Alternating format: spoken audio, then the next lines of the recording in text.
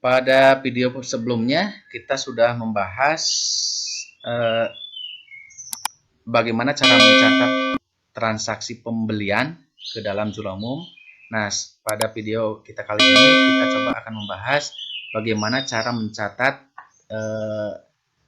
kegiatan penjualan. Bagaimana cara mencatat ke dalam jurnal umumnya. Jadi perlu dijelaskan kembali bahwa di perusahaan dagang posisi kita kadang sebagai pembeli, kadang sebagai penjual. Nah, sekarang kalau kita sebagai penjual, melakukan kegiatan penjualan barang dagang di perusahaan dagang. Nah, ini dicontohkan, ada contoh dua nih, transaksi yang terjadi pada PD Aman. PD itu perusahaan dagang.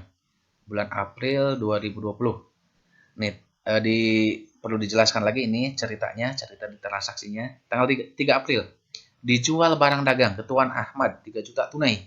Berarti langsung diterima pembayarannya. Kita yang menjualnya. Tunai. Tanggal 6 April dijual barang dagang ke Nyonya Wulan 7 juta secara kredit dengan syarat pembayaran. Ini tanpa ada kata-kata secara kredit pun, kalau ada dengan syarat berarti dilakukan secara kredit. Berarti kita menjualnya tidak tunai. Berarti si Nyonya Wulan belum bayar. Berarti nanti akan ada piutang dagang nanti. Tanggal 9 April, diterima pengembalian barang dagang dari Nyonya Wulan senilai 2 juta karena barang rusak.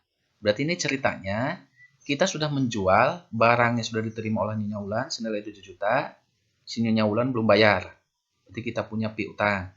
Nah, pas barang sudah diterima oleh Nyonya Wulan, si Nyonya Wulan ini mengecek barangnya dari kita. Pas dicek, ada barang yang rusak senilai 2 juta, maka dia kembalikan. Berarti posisi kita menerima pengembalian. Berarti diterima pengembalian barang dagang. Nah, tanggal 11 April, diterima pelunasan dari Nyonya Wulan atas penjualan tanggal 6 April. Nah, ini hati-hati nih. Piutang kita, tagihan kita ke Nyonya Wulan awalnya 7 juta. Nah, tanggal 9 April ada penjualan yang tidak jadi nih karena si Nyonya Wulan komplain. Dibalikan lagi ke kita.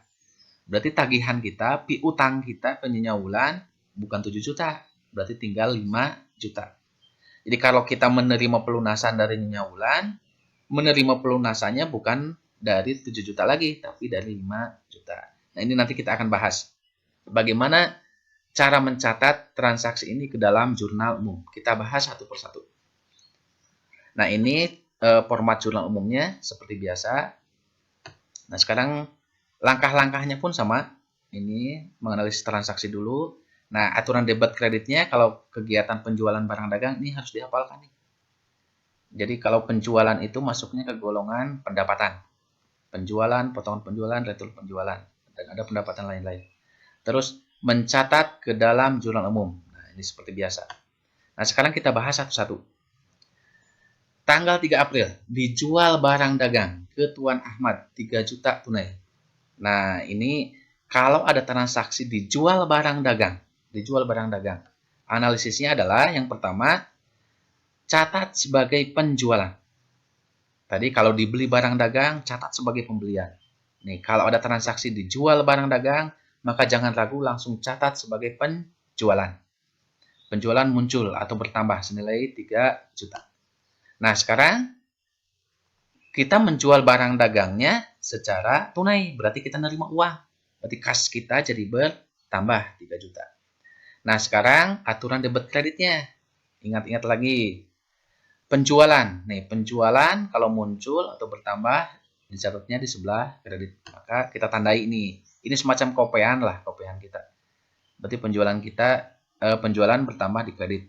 Kas kalau bertambah di debit. Ini kas ini harta kalau bertambah di debit. Ini aturan debit kredit yang sudah yang mudah-mudahan kalian sudah hafal. Nah, sekarang langsung catat ke dalam jurnal umum. Seperti biasa, tanggal, bulannya, catat akun yang didebit terlebih dahulu. Nah, tadi ingat kembali nih, yang didebit adalah kas. Jadi catat yang didebit terlebih dahulu. Jadi jangan pernah mencatat akun yang dikredit terlebih dahulu. Jadi sekarang catatnya yang didebit kas, baru yang dikredit penjualan, dikredit 3 juta. Nah, ini adalah jurnal umumnya. Itu. Ya, kita lanjutkan. Dijual barang dagang ke Nyonya Wulan senilai 7 juta secara kredit dengan syarat. Ini analisisnya berarti kalau dijual barang dagang berarti penjualan. Berarti penjualan kita jadi muncul bertambah senilai 7 juta. Nah, secara kredit malah ada syarat pembayarannya. Kalau dijualnya secara kredit berarti Nyonya Wulan belum bayar. Berarti kita punya hak untuk menagih ke Nyonya Wulan. Hak menagih itu namanya piutang.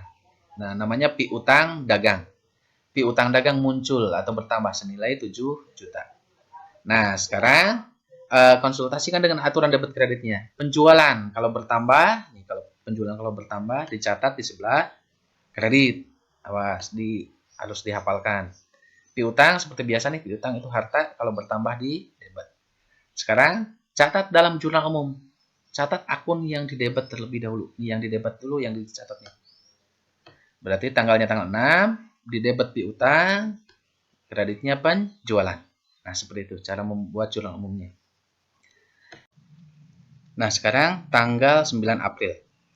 Diterima pengembalian barang dagang dari Nyonya Wulan senilai 2 juta karena barang yang rusak. Awas, hati-hati. Kita menerima pengembalian dari Nyonya Wulan. Awalnya kita sudah menjual ke Nyonya Wulan senilai 7 juta tadi. Nah, sekarang kita menerima pengembalian. Jadi posisinya kita menerima barang dari Nyonya Wulan. Tidak jadi, isinya Wulannya komplain. Kita cek lagi coba di transaksinya. Tanggal 6 kita menjual 7 juta secara kredit nih. Berarti Nyonya Wulan belum bayar.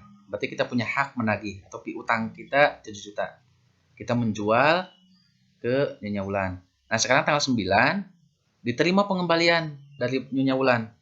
Berarti barang yang sudah dijual ke Nyonya Wulan yang tadi 7 juta tidak jadi nih karena ada barang yang rusak senilai 2 juta. Jadi yang tidak jadinya yang 2 juta ini. Berarti piutang kita pun bukan 7 juta lagi. Hak kita menagih pun bukan 7 juta lagi. Sebab yang 2 jutanya tidak jadi. Berarti hak kita menagih ke Nyonya Wulan tinggal 5 juta atau piutang kita berkurang nantinya. Ini berarti penjualan yang dikembalikan lagi. Nanti akan ada retur penjualan. Nah, sekarang kita coba analisis. Analisisnya adalah kalau kita menerima barang yang awalnya sudah kita jual, berarti retur penjualan. Jadi kita menjual tidak jadi. Muncul senilai 2 juta. Berikutnya, hak kita menagih pun jadi berkurang. Tadinya 7 juta, sekarang dikembalikan lagi nilai 2 juta. Berarti berkurang 2 juta. Berarti tinggal 5 nantinya. Hak kita menagihnya. Jadi kalau si Nyonya Wulan bayar, berarti bukan 7 juta tapi dari 5 juta. So, berkurang 2 juta.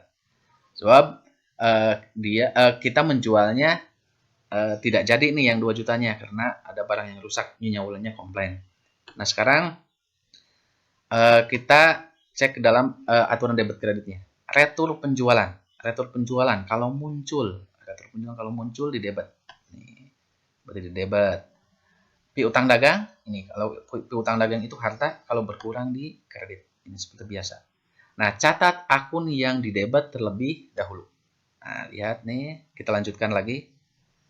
Tanggalnya tanggal 9, yang di debit adalah retur penjualan 2 juta. Dan yang di kreditnya piutang dagang 2 juta. Berarti hak kita menagih berkurang ke Nyonya Wulan. Nah, selanjutnya, ini pun ketika tanggal 11 diterima pelunasan dari Nyonya Wulan atas penjualan tanggal 6.